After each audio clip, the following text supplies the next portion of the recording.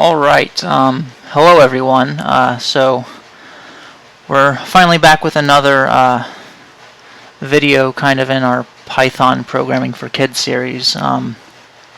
This video is actually not going to cover anything really necessarily in the way of Python, but it's going to cover some pretty important computer concepts that are going to be useful to understand for some of the things we're going to be doing in the near future. So to start, I have this website here, this web page, that if you want to go and see what I'm looking at, you can just go there. What we're going to do is go through these slides that I've made on file systems on the command line. A lot of the images you'll see here are things I've gotten from Wikipedia, if you're curious, and there are a lot of pages where you can go read more there. So why are we covering this? So for basically any computer user, understanding the concept of file systems is going to be very important. And so it's going to be even more critical for you as a programmer as well. And then also understanding how to use command line interfaces, the command line provided in various operating systems, is going to be important. So that's why we're going to introduce and sort of cover the basics on these two concepts today. Now I will say these slides are geared a little bit more towards like a Windows 7 or Windows 10 file system and its command line interface, but concepts are similar on other computing platforms like Mac, Linux, but there are still going to be some differences. Alright, so first thing to I think it's kind of important to cover is what is a file system? Well, it's pretty much what the term says it is. So a file system is a system for organizing files, which are data, information, other things like that, for easier retrieval. So that's one of the big things, is we have all these data files that have information we want, and we want to have them organized in a way so that we can easily sort of retrieve them later. Alright, so where did this concept of file systems come from? Well, like many things in computer, desktop, for example, it is kind of like a metaphor that has some connections back to physical, real-world things that people were doing already. So the concept of a computer file system has its origin in what we humans were already doing. So when people had large numbers of documents with important information, they kind of needed a way to organize them and easily find them later. And to do that, they kind of developed these systems that had the structure and rules for how these documents would be organized for easier retrieval later. Now, documents were typically placed in like these physical folders that you'll see kind of in this image here. And there are often labels or names on them that would let them be more easily identified later, which helped retrieve what someone was looking for as well. Oftentimes you also see like these things ordered alphabetically to make things easier to find. And then these folders with files in them were placed in filing cabinets, which is kind of what you see here. They're these typically metal cabinets that have multiple drawers that people could pull out and get things. And this sort of is how people organized large numbers of documents. And when people were designing computers, this sort of concept carried over as well. Oops. So,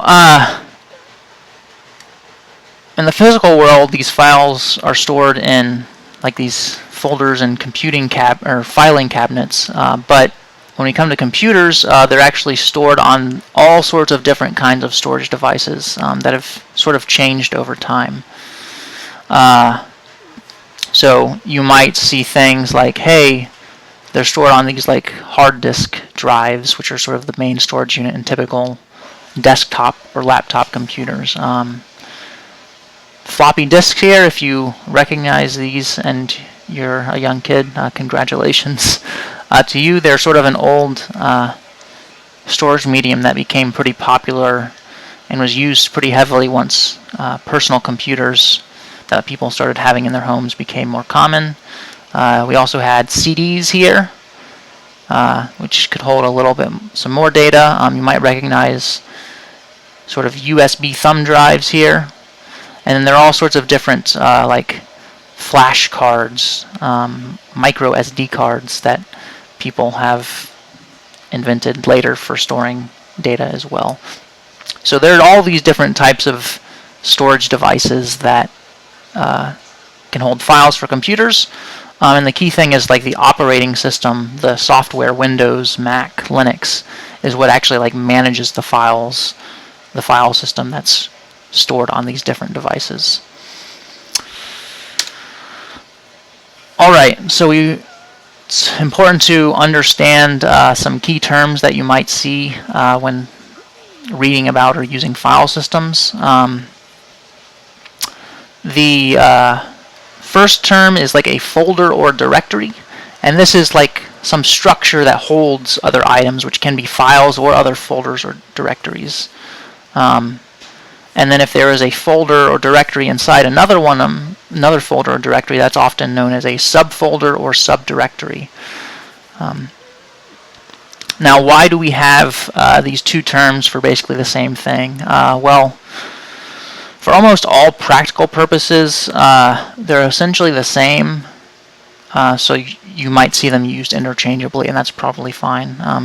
If you really think about things at more like a conceptual, physical, or philosophical, technical level, there might be some interesting distinctions. Folder often refers to just something that can hold other things, whereas a directory more functions as a list of items for the purposes of making things easier to find. You might think of like a phone book as sort of similar to a directory. You can look up things that people, phone numbers for people or businesses pretty quickly and easily, even though those things aren't typically in use anymore. Alright, the next item is a file, which we've talked about a little bit. That is just an item that stores information, a document, image, etc., and it's typically given a name so that we can easily refer to it later. Next is a directory entry. That's just sort of a generic term when we want to refer to either a file or a folder within a directory or another folder. So that's just all that is. Last item on here is the path, which is basically the location of an item in a file system. So on Windows, you might see a path like C /Windows /notepad.exe, which is the path to the Notepad executable program. On something like Linux or even Mac, you might see a path /user/bin, which refers to a directory on that file system. And regardless of whether you use backslashes or forward slashes, Windows has traditionally used backslashes, although now it supports forward slashes. Mac and Linux, I think, just use forward slashes exclusively. But we separate different components of the path using slashes. So this is referring to a Windows folder here, and this is referring to a file in that folder. So those are different components separated by a slash. Now, something that Windows does that like Mac and Linux don't typically do is Windows file systems use drive letters, such as C here, for different storage devices or volumes. That's just how it kind of typically functions by default in Windows. Alright, so let's talk about the File Explorer, specifically on Windows 10. So I have this pinned sort of to my taskbar down here, but if you don't have it, you can press your Start menu and type File Explorer, which will open up something that looks like this. And then if you go to this PC, you'll be able to see sort of all of the different storage devices, drives on your given computer. So I have multiple drives here, and you see one for like a DVD drive. So let's explore what we can sort of do through this file explorer and interact with the file system. Well, the first thing we can do is I'm just going to go to my C drive arbitrarily, and you can see these different folders already listed here. The first thing we can do is actually create a folder. So if you just like right-clicked in some empty space and then did new folder, you can start typing in a name. So I'll just type temp there, and I've sort of created a new folder. You can see it's empty now. If I wanted to actually create a file, I could go in here and type, test file, and there's a very simple text file that is empty right now. So something else to be aware of, and I already have this sort of configured on my machine, but you often want to have go to this View tab up here and check file name extensions. When you see that, put that .txt, which is a file extension that stands for text. I generally recommend that you always have that enabled, just because if you don't, then it's actually hiding part of the file name from you, which can just be confusing, and I like to actually see it explicitly. And let's see, like if you see a comparison here, on the left I have no file extensions shown here on this slide, and on the right I have extensions shown. So I would always pretty much recommend having this file name extensions checkbox checked, just for clarity of seeing what's going on with your files. So that's sort of the basics of the File Explorer real quick. Now we're going to move on to command line interfaces. So graphical user interfaces, also known as GUIs, haven't always existed on computers. So this File Explorer program is a graphical interface for us humans to interact with a computer. These haven't always existed. And so prior to GUIs, there were often these things called command line interfaces, or CLIs, which were the primary way that people often interacted with computers. And you basically would just type text into the computer to interact with it. They're still around because they're still very useful. And if you're a programmer, this is a very important skill to have long term, because you'll want to be able to do a lot of things via the command line. Alright, so different computing systems have different command line interfaces, and you can even get different ones for a given operating system. On Windows, the most common and standard one is known as the command prompt. Newer Windows machines have typically moved to PowerShell as the default command line interface because it's more powerful. You can certainly use that if you want, but since it's more complicated, we're going to just stick for the default command prompt for now. Now, how do you open up the command prompt? Well, it's pretty simple. If you just click your Start menu on Windows and then type like CMD, that will bring up most likely the command prompt here. Otherwise, you can type in just command prompt. And if you click on that, that'll bring up a window that looks very much like what I have here. I'm going to quickly increase the font size a little bit. Hopefully make it a little easier for everyone to read. Alright. So how do we use this command prompt? Well, to start, you can type help, which will basically just print out a whole list of commands and then briefly describe what they do. And you also see it says, for more information on a specific command, type help and then the command name. So if I wanted to see help for this date command here, I could type help date, and then it prints out some information about how to use it. I think you can also do the command and then / question mark, and it'll print out the same kind of help text. Alright, so I just typed CLS, which sort of clears the screen to sort of clear things up. So if we think about this command prompt and how we can sort of interact with a file system, let me actually go up a couple of directories here so that this very closely mimics what we were seeing here. The first command I'm going to show you is the DIR command, DIR, and this is basically how you can list directory contents for wherever you're currently located. And then the command prompt and most other sort of command line interfaces, you'll see this little thing that provides the path for where you're currently located in the command prompt.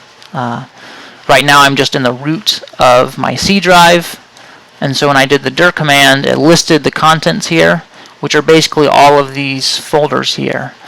And you can see that basically maps to what I have shown in the Visual File Explorer GUI here, except for some hidden files, which are a more complex thing we're not going to worry about now. Okay, so something else we did previously via the GUI is we made a directory called temp. Now I'm going to create another directory, and we do that with the make dir command, and I'm just going to call it temp2. And then you might have noticed the folder showed up here on my GUI, and then if I list the directory again, you should be able to see how temp2 showed up there as well. Alright, so right now we're in the root of the C drive here.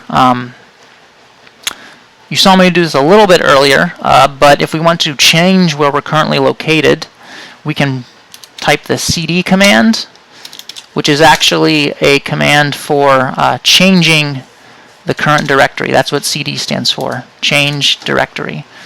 So if I wanted to go into that newly created temp2 directory, I can type cd temp2, and that will change the path of what I'm located, where I'm located in the command prompt. Alright,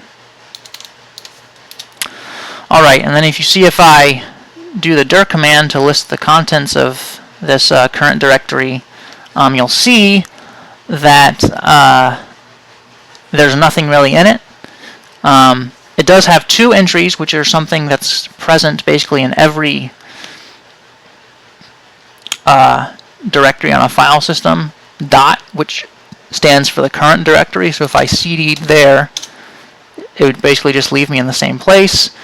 And then 2 dots would be go to the parent directory, so that's how I could get back to C. But for now, we're going to go back into our temp2 directory. Alright, so something we previously did via the GUI was create a basic text file in our folder. So how can we do that from the command line? So there's this echo command here, and I can say echo hello, and it'll basically just print that out to the command prompt window. Now, for reasons I'll show you in a moment, I'm actually going to use this to create a very simple Python program. So if I want to write a Python program here, I'm going to say echo and then type what I want the content of my program to be, which is just going to be a basic print statement that says hello. Now if we actually want to take this output, what's being echoed, and have it go to a file, then we use this little, I guess it's a greater than sign, but it's this little like right pointing arrow that's saying, hey, I want to redirect the output here to a file. And I'm just going to call this my_program.py. And then if I do that and then list the contents of the directory, you should see that the file is now located there. Now if I want to see what's in the contents of that file, there is another command we can use, type, which basically retypes out the contents of a given file. So if I do that, you'll see that the contents of it are print hello. So that's just a quick way to sort of view some file contents. Alright. So I think the last thing we're going to do is one of the big benefits of having this command line thing here is you can actually run your Python programs from the command line, and so I wanted to show you how to do that. Now this assumes that Python has been installed, the Python executable python.exe has been installed so that it is visible from within what's known as your path environment variable, which we're not going to get into too much today, but if that's not the case, you'd have to specify the full path to Python, such as like C Python 3.6/python.exe or something like that, and then type, the name of your program here.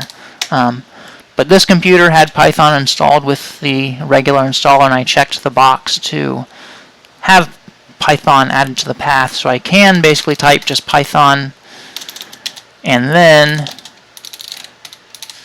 my program, and it should run it. And there you go. You see, it ran the program. The program said we were going to print hello to the screen, and that's exactly what it did.